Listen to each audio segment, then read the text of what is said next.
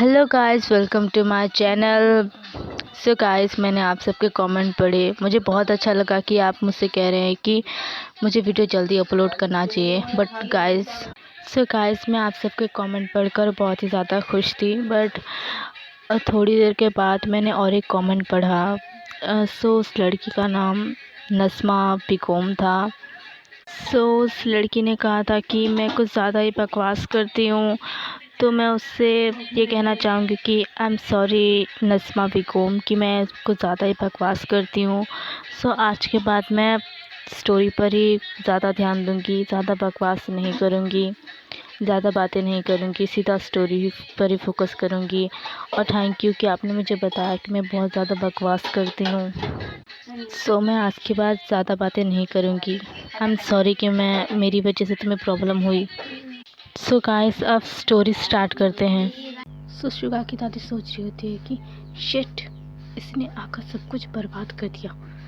अगर ये थोड़ी देर नहीं आती तो मेरा प्लान अभी सक्सेसफुल हो जाता, मैं जो चाहती थी वो हो जाता।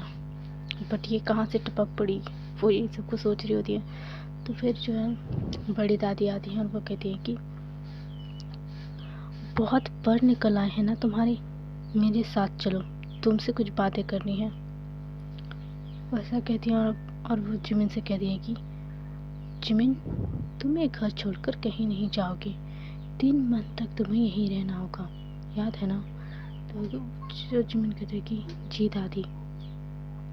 सो तुम शुआ के साथ जाओ।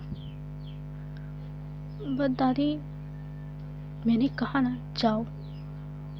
ओ जी दादी। और वो ऐसा कहकर शुआ के साथ चले जाते हैं। सो शुआ की दादी कहती है कि आरम, आप इन लोगों को शुगा के साथ अमीन की शुगा के कमरे में लेकर जाइए और शुगा और जिमिना को 1 मिनट के लिए भी खुद से अलग मत होने देना।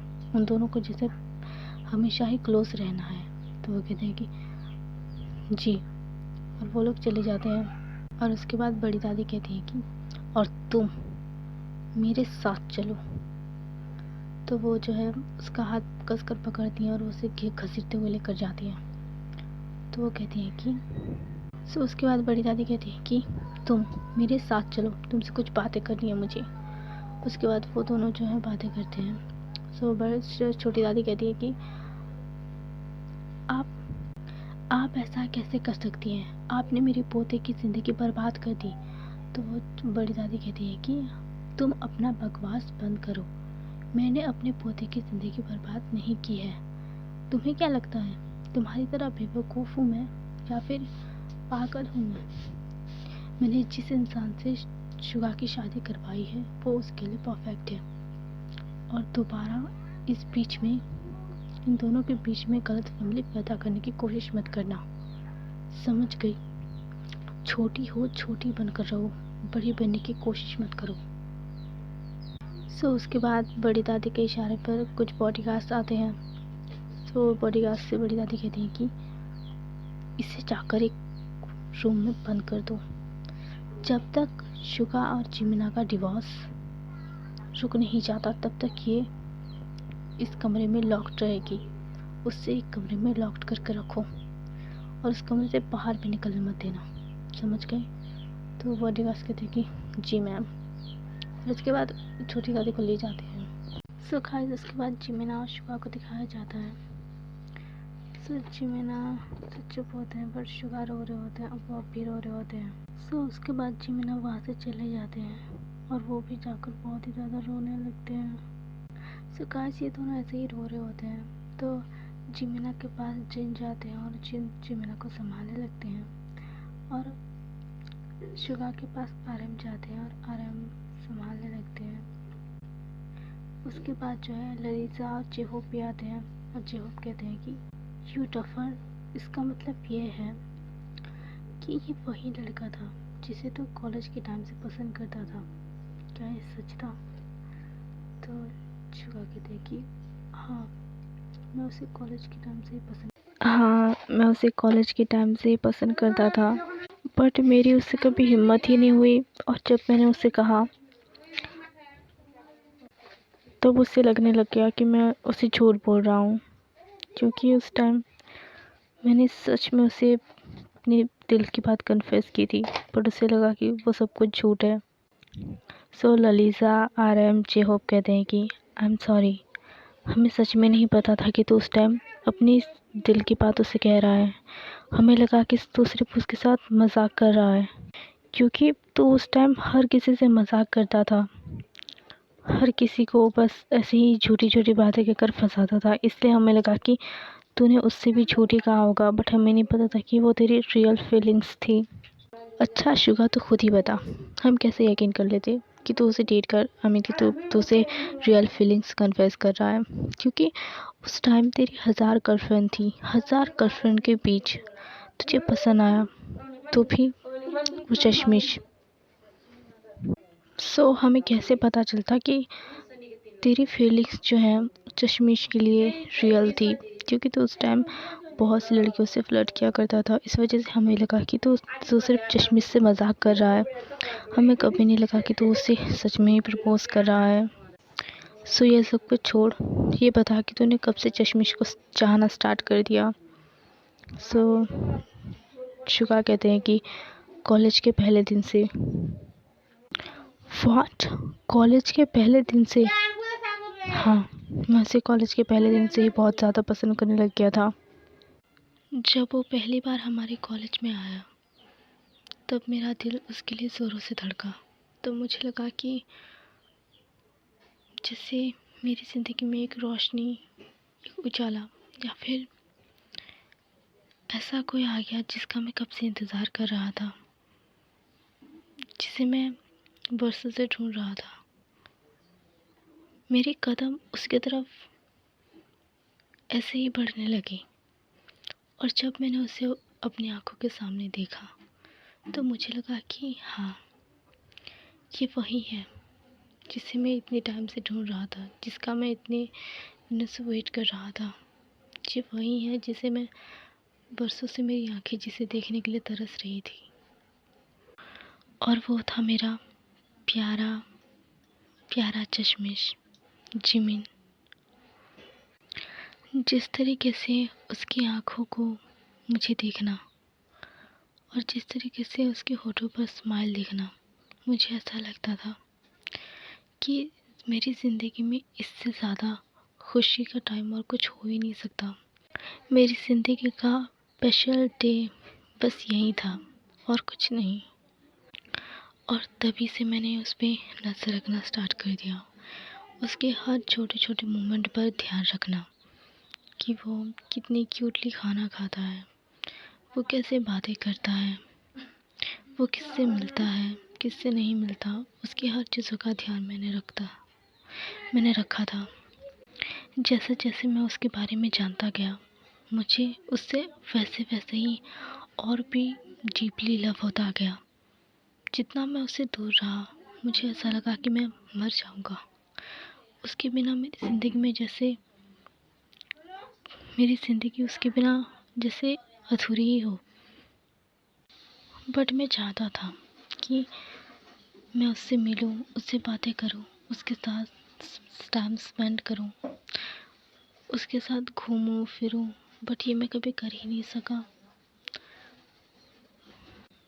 मेरी हर दिल की बात बस इस डायरी में ही लिख कर रह गई। मैं उसे कभी दे ही नहीं सका, और ना ही कुछ कभी उसे अपनी दिल की बात कह सका। सो ऐसे ही स्टार्ट हुई मेरी लव स्टोरी। बट गाइस, एक दिन ऐसा हुआ कि मुझे वो टाइम मिला कि मैं उसके साथ रह सकूं, उसके साथ वक्त बिता सकूं, और मैं उस टाइम बहुत ही हैप्पी था। जब हमारी कॉलेज की तरफ से हम पिकनिक स्पॉट पर गए थे, तब हमारी इस क्यूट सी लव स्टोरी की शुरुआत हुई थी, और मैंने फर्स्ट टाइम अपनी फीलिंग्स उसे बताई थी। सो यहाँ से सीन कट होकर RM, जेहोप और ललिता को दिखाया जाता है, और शुगा को दिखाया जाता है, जो कि पिकनिक्स के लिए रेडी हो रहे होते हैं, और वो कह रहे होते हैं कि तुम सब लोग मुझे लेट करवाओगे। आई मीन की ललिता कह रही होती है कि तुम सबकी वजह से हम पिकनिक पर लेट पहुंचेंगे, क्या तुम सब लोग लेट करना चाहते हो? आओ, वो चिल्ला रही होती है। तो RM कहते हैं कि अरे मेरी माँ, शांत हो जाओ प्लीज़, वो आ रहे हैं ना। सो हमारे शुगा जो हैं वो जिमिना को ढूंढने लगते हैं, वो हर तरफ देखने लगते हैं कि जिमिना आई या नहीं। तो ललिसा कहती है कि ओ हैंडसम मैन, किसी ढूंढ रहे हो तुम? तो शुगा कहते हैं कि नहीं, किसी भी तो नहीं। तो हमारे शुगा जो है वो उदास हो जाते हैं और अपना सर नीचे कर लेते हैं। सो उसके बाद एंट्री होती है जिमिना की। जिमिना जो है ब्लैक कलर का शर्ट पहना था उन्होंने और वो बहुत ही क्यूट लग रहे थे ब्लैक कलर के शर्ट में। और वो जो है जिन के साथ आ रहे होते थे। जिन कहते हैं कि ओ माय गॉड, तो कितना टाइम लगाता है, इतनी टाइम तक तो क्या कर रहा था?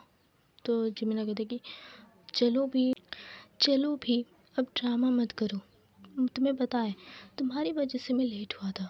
तो वो शुगा जिमिना की आवाज़ सुनकर खुश हो जाते हैं और वो देखते हैं और वो कहने लगते हैं कि उसे ब्लैक शर्ट में देखकर कहने लगते हैं कि मेरा जिमिन कितना क्यूट लग रहा है, किसी की नज़र ना लगे मेरी जिमिन को। तो उसके बाद जो है सारे के सारे स्टूडेंट आ जाते हैं। उसके बाद गाड़ी में बैठकर सारे के सारे पिकनिक स्पॉट पर पहुंच जाते हैं। सो गाइस, ये सारे के सारे स्टूडेंट पिकनिक खूब इंजॉय करते हैं। बट हमारे शुगा की नज़र तो सिर्फ जिमिना पर होती है। वो सिर्फ जिमिना के मोमेंट्स ही देख रहे होते हैं कि वो क्या कर रहे हैं क्या नहीं कर रहे हैं। उनकी नज़र तो सिर्फ जिमिना पर ही अटकी होती है। सो उसके बाद इन लोगों की पिकनिक ख़त्म हो जाती है और सारे के सारे लोग अपना सामान पैक कर सारे के सारे स्टूडेंट अपना सामान पैक करते हैं और गाड़ी में बैठकर घर के लिए निकल जाते हैं। बट गाइस, जस्ट वेट, कहानी तो अभी स्टार्ट हुई है। सो गाइस, उसके बाद हॉस्टल पहुंचने के बाद जो है सारे के सारे स्टूडेंट को चेक किया जाता है।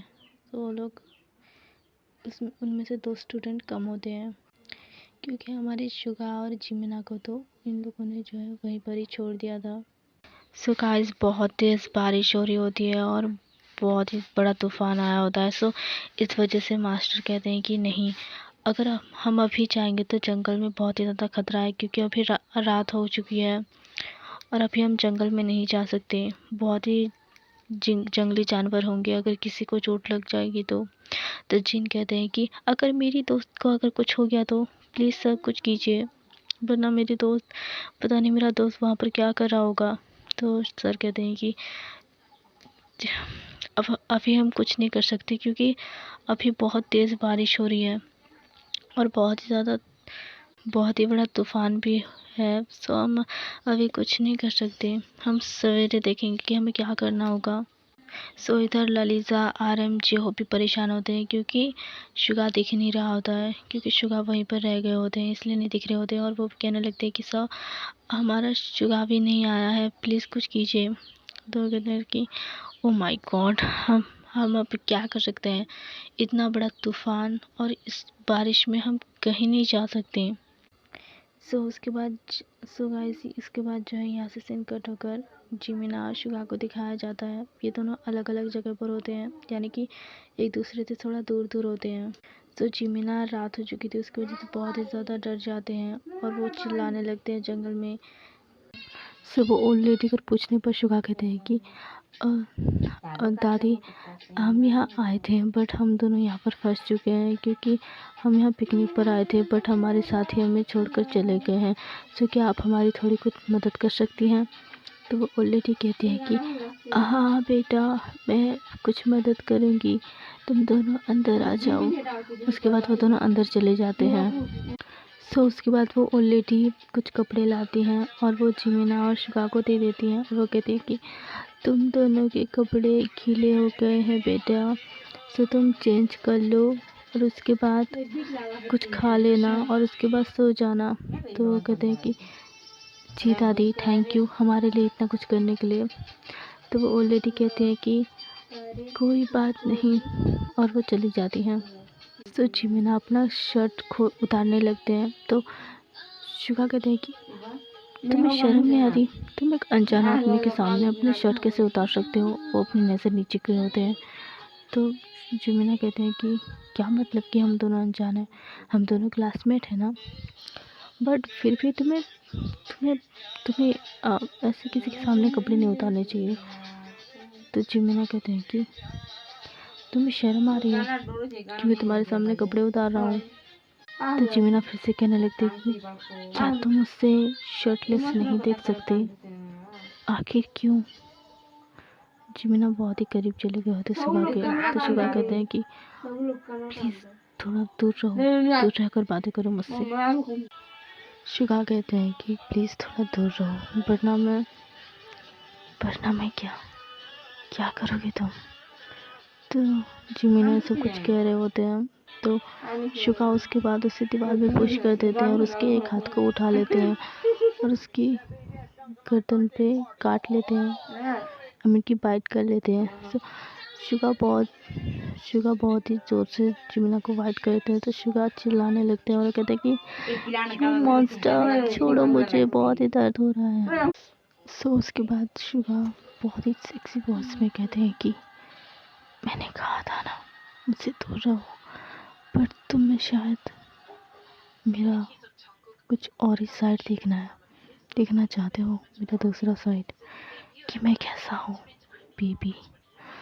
तो जिमिना कहते हैं कि नहीं, दूर रहो मुझसे, यू मॉन्स्टर, तुमने पहले ही मेरे गले पे काट दिया है, हटो। और वो उसे धक्का देते हैं और बाथरूम में कपड़े चेंज करने चले जाते हैं। तो शुगा स्माइल करते हैं और वो कहते हैं कि मुझसे अब कंट्रोल नहीं होता। वो लेडी कहती है कि ज़रूर ही आपके बॉयफ्रेंड ने आपको मार किया होगा, इसलिए आपको ये लव बाइट मार्क्स पड़ चुके हैं ना, निशान गले पर।